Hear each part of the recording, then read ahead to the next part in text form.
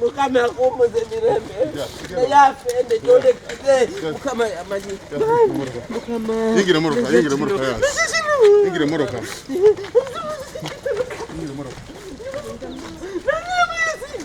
Yasini boye. Yasini. Yasini. Yes, jango ingira. Mukama. Ingira. Yes, ingira. Enter the car. Nemubika lero nemuteka ko kino luline musako kino naye nagamba mwebasajja mwe temwina kyemmanyi kujeno teryamumanyi mwe teryamanyi jeno nange sina kyemumanyi naye ekifaananyi kyandekedde twasemba nafende afende nasiibula boye nasiibula boye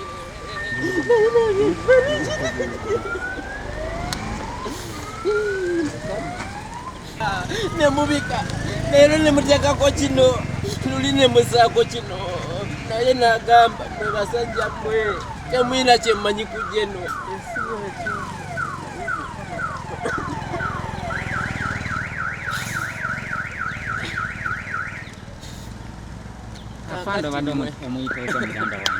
abadde mulwanyi nga bwe mbagambye akoze emirimu mingi egy'eggwanga ate era n'akolera n'ekitundu kyaffe ekya Greater Mubende emirimu mingi. Yaliko ssentebe w'ekitundu ne yeetaba mu bintu bya bulungi bwansi ng'akolaganira wamu n'abantu.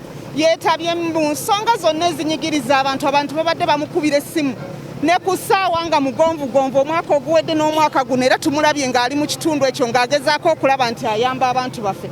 N'olwekyo ffe ng'ab'ekitundu naddala abakulembeze tufiiriddwa ge mazima. He was a very good consultant, very good officer, one of the best military officers we have in this country, and everybody knows. And of course, as Juma Seiko, Kubanga nali mukwano gwe nnyo. I would say he was a hero and a model. That's what I can say. The rest, Afande Karemire will say, talk about him. He was my advisor in farming.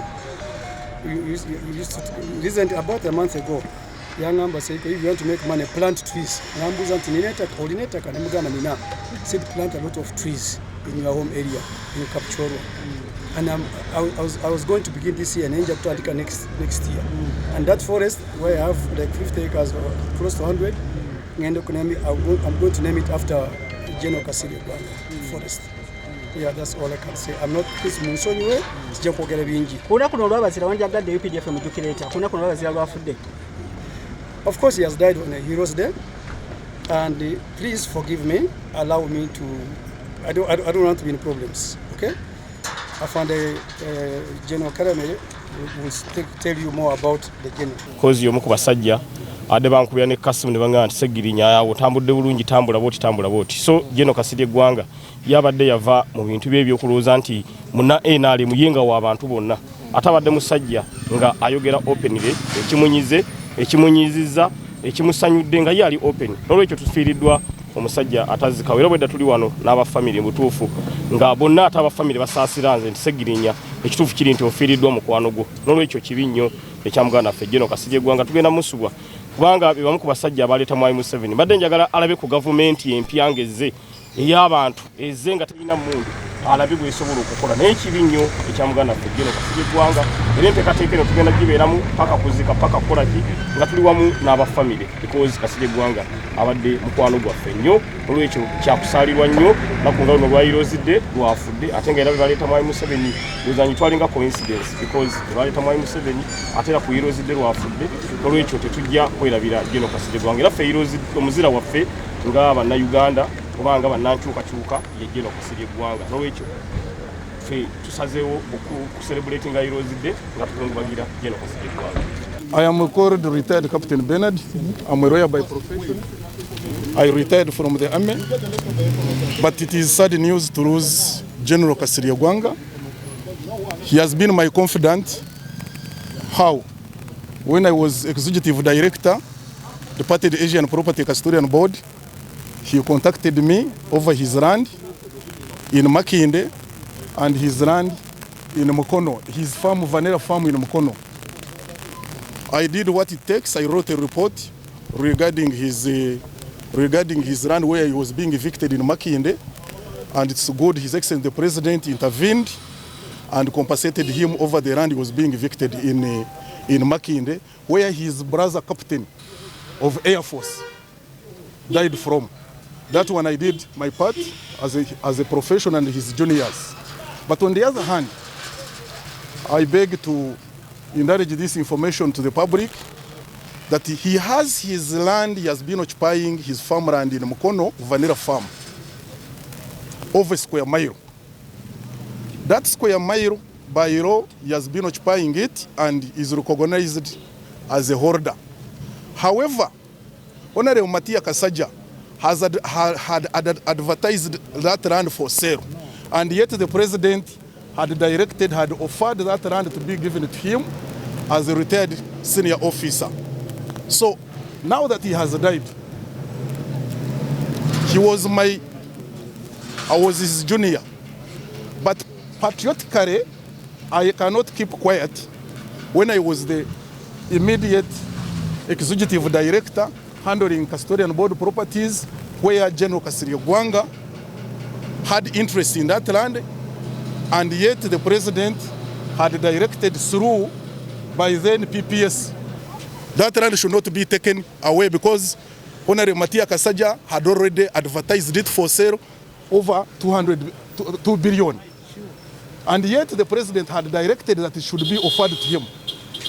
And therefore, when such a obvious problem occurs, I cannot keep quiet when I have the information, and he was our boss. He was general, I was a retired captain.